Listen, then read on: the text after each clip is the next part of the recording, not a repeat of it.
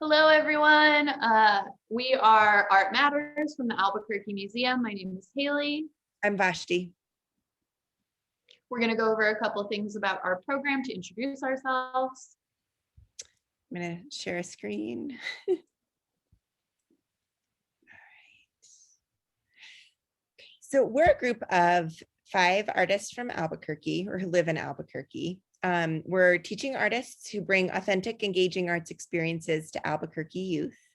And our content is designed to engage participants in art making with a focus on social justice, whole person health, community joy, and creative engagement at the core of our process. And really what that means is that our work is to create spaces where we can all make art and be creative and kind and find joy and really just engage in that creative process. And so thank you for making this part of your day. And we're excited to make art with you.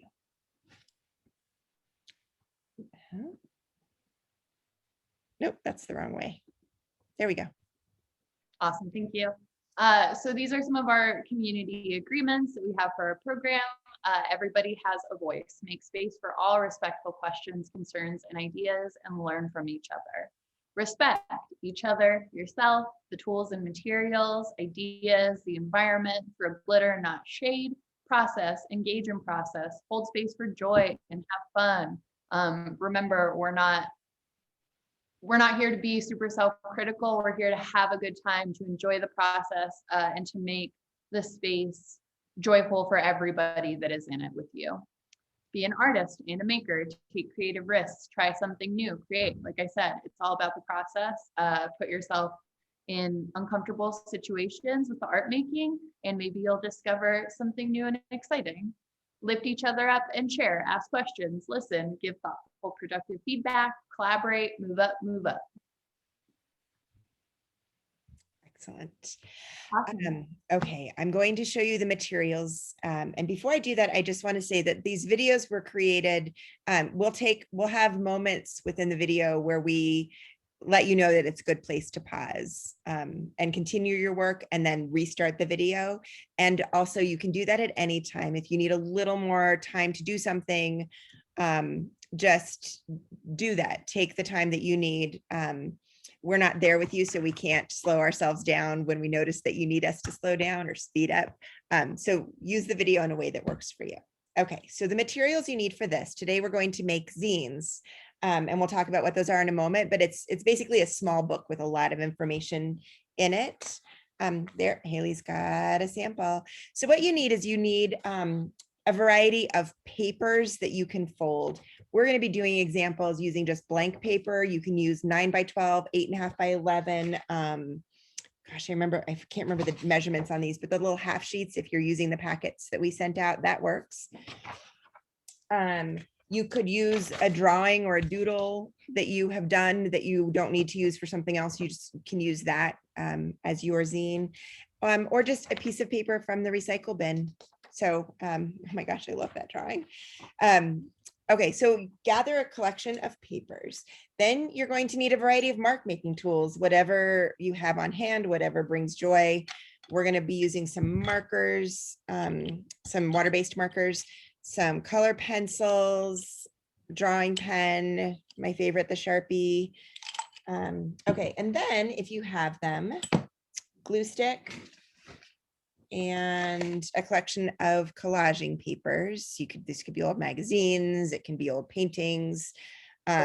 This is like some crafty collage paper that we threw in the packets. And then if you have scissors, scissors are useful. We just need them briefly in this project. If you don't have scissors, don't even stress about it because we have other options. Your fingers to rip. Yeah, exactly. Okay, so right now, the first thing you need, pause if you need to go gather materials, then come back.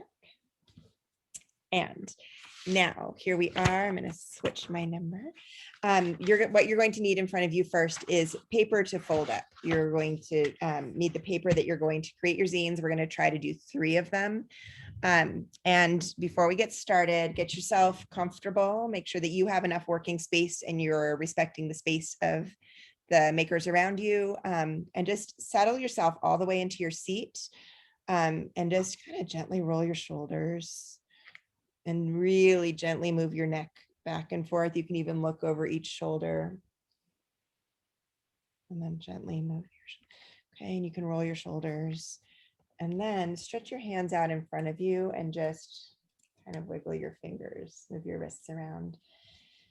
Okay, and continue to remember to breathe. And I will walk you through folding one of the zines first, and then Haley and I will go back and forth with folding them. So the first thing you're going to do is take one piece of paper, and you are going to fold it in half lengthwise to a very long, skinny rectangle and crease it really well. And then open it back up. I need to do a quick check here. And open it and lay it flat. And now we're going to fold the other direction. So now you're creating a shorter rectangle. Okay. Crease that really well. And you're going to open this up, lay it pretty flat. Now we're going to take this side and fold it into the center. So I'm folding it into that center crease. And then fingers back and crease it really well. And fold the other side to meet it in the middle. This is kind of like reading French doors. Okay. Now we're going to open this back up and fold it back in half. So you can see we've got 4 sections here, 4 sections here, and this is my creased side. Pause for a moment right now and make sure that you are finding the creased side and not the open side. What we are going to do, I'm going to put a mark on mine so you can see it. You don't need to mark yours. I'm going to put a mark so that you can see really clearly on the video what we're cutting. So this is the folded edge, and where this black mark is where we are cutting. So you can do a couple of things. You can fold it back and forth and recrease that one little section, really like dig your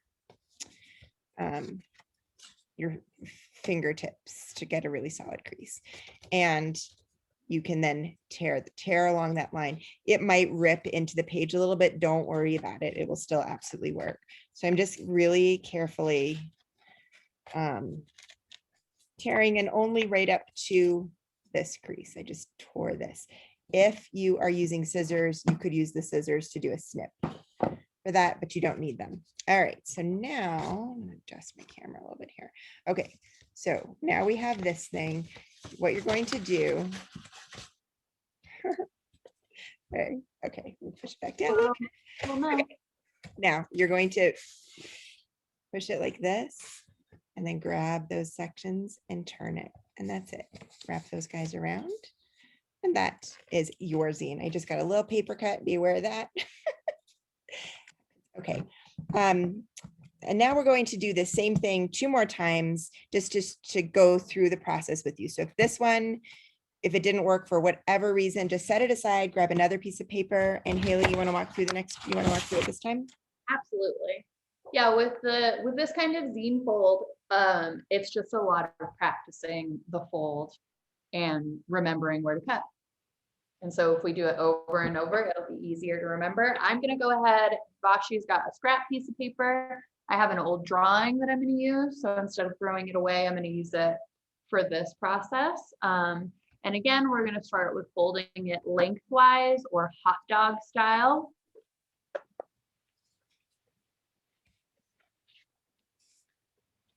It's nice to crease those lines so they're super crispy for your pages. Go ahead and open that back up.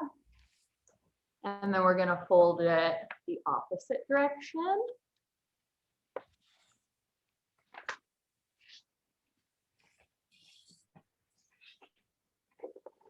Maybe for this one, I'm going to trace all of the lines so you can see how it's progressing. So we have these 2 folds right now. And then we're going to go ahead and fold in the doors. So the outside to the middle part on both ends.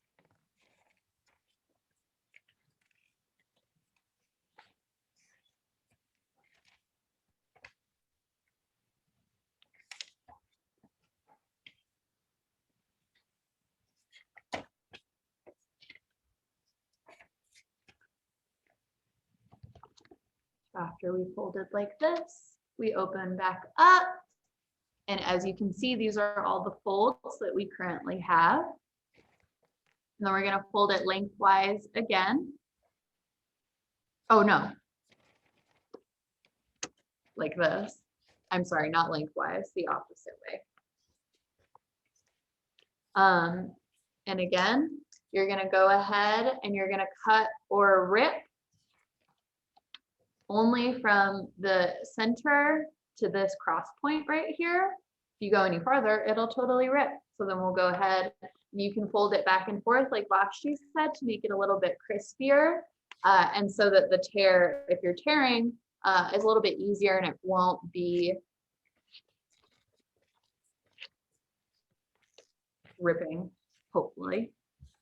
I like to just do gentle tears.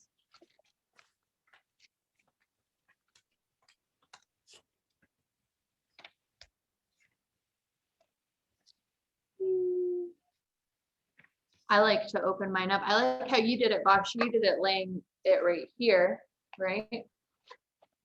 And sort of popped it up. Oops, yep. Yeah, so you're going to create a diamond shape with the middle, squish it together. Awesome. And we've got our little book. So for mine, my drawing is on the opposite side. So I'm just gonna pop it back to the other side so I can see what it looks like. So all of the folds can be reversed.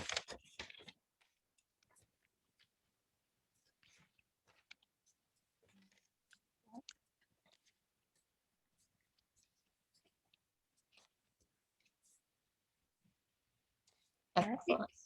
I'm going to walk you through that one more time. So choose another piece of paper. It can be plain white. It can be a paper that has a drawing on it, or it can be paper from the recycle bin. The only thing that matters is that it is a rectangle and it has these right angles here. Okay, so the first thing we're going to do is fold it in half lengthwise. Crease it really well. The way I learned to do creasing is you fold it and then you take your thumb down the center and then go each direction. Do what works for you, but I just, that is the way that I was taught. If you have a tool around you too that is plastic, these are really good ways to crease your page too. If you don't like using your finger. Yeah. Use a tool. So then we folded it this way. Now we're going to open it and fold it the other direction. The same thing. I'm going to do it demonstration doing it the way Haley just recommended. I'm just using my marker that gets a really sharp crease, which is great. Make sure your marker's closed unless you want to write on your page. Okay, then open it up. And now we're going to fold each of these sides into that center crease. And fold this guy into that. Okay, so now we have these sort of closet door things. Now we're going to open it, fold it back in half.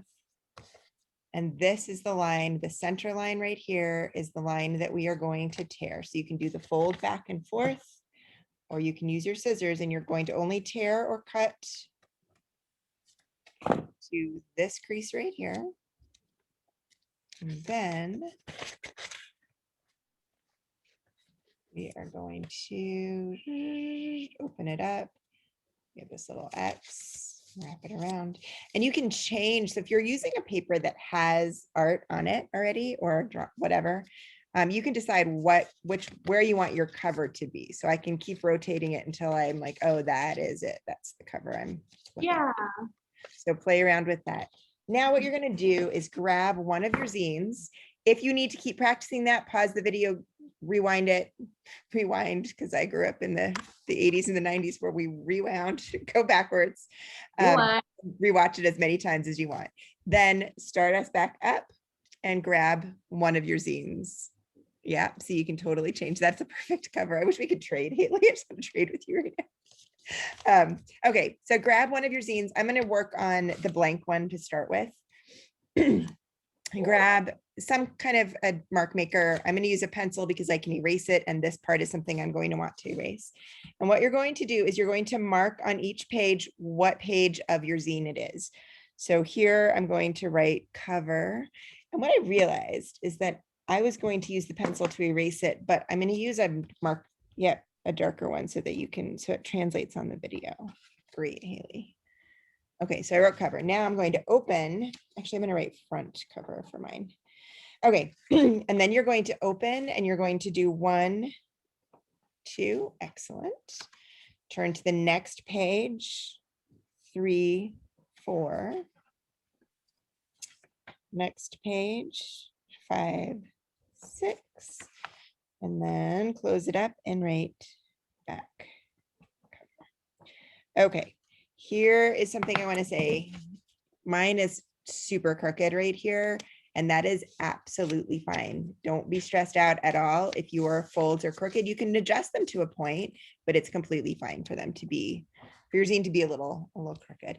Okay, now when you open this up, you can now lay it in your workspace, and this tells you which page is which in your zine.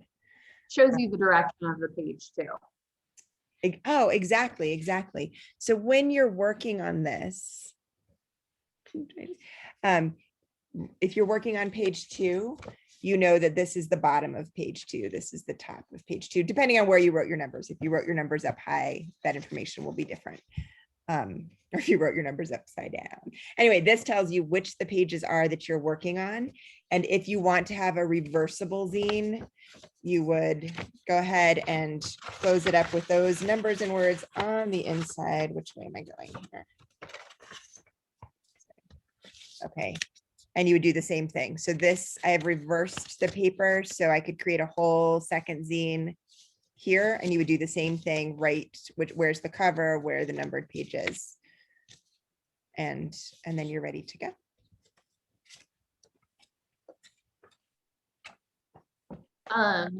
Also, if you haven't heard of a zine before, we did not create this. They are very popular. They've been around for a long time. The history of zines is something that's really interesting to learn about, or if you just want to Google or look up whatever resource you have, zines, and see images of what other people have done. Zines really can incorporate anything. Sometimes people do, self-published, they're really like self-published magazines. That's why they're called zines.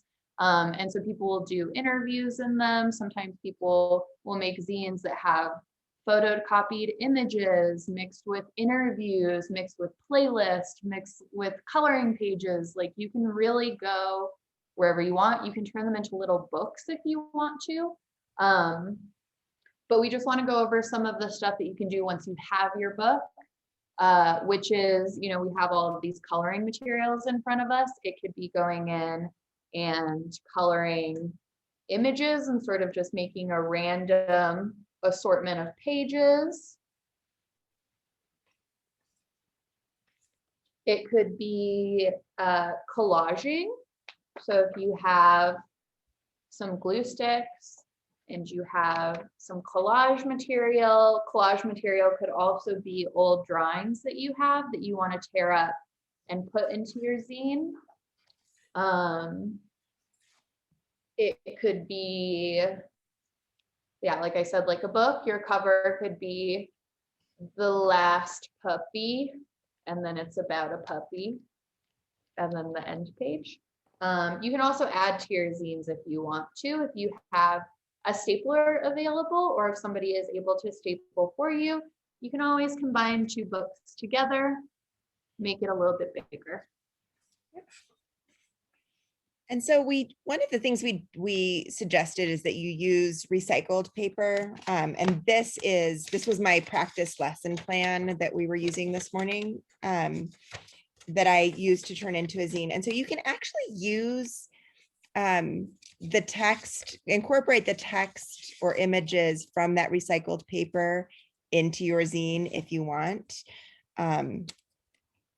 It is, let's see. Okay, so on this one, I have some text, and you can block out some of the words is called Blackout Poetry. I suspect some of you have already done this, but you can use a Sharpie or a ink pen to block out some of the letters to create new meaning with them. Give feedback. So I'm just blocking out some of my words to create some little poetry, little message. You can also just write or draw right on top of words. Just doing a bold drawing right on top. Cool.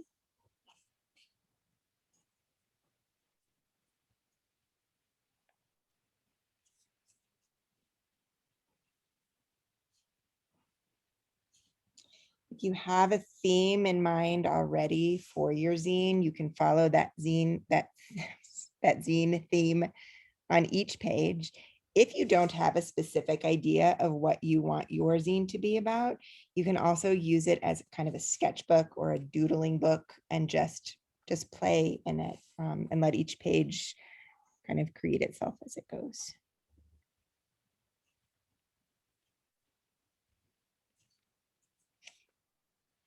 Nice. And then it is fun to see too your old drawings turned into a theme.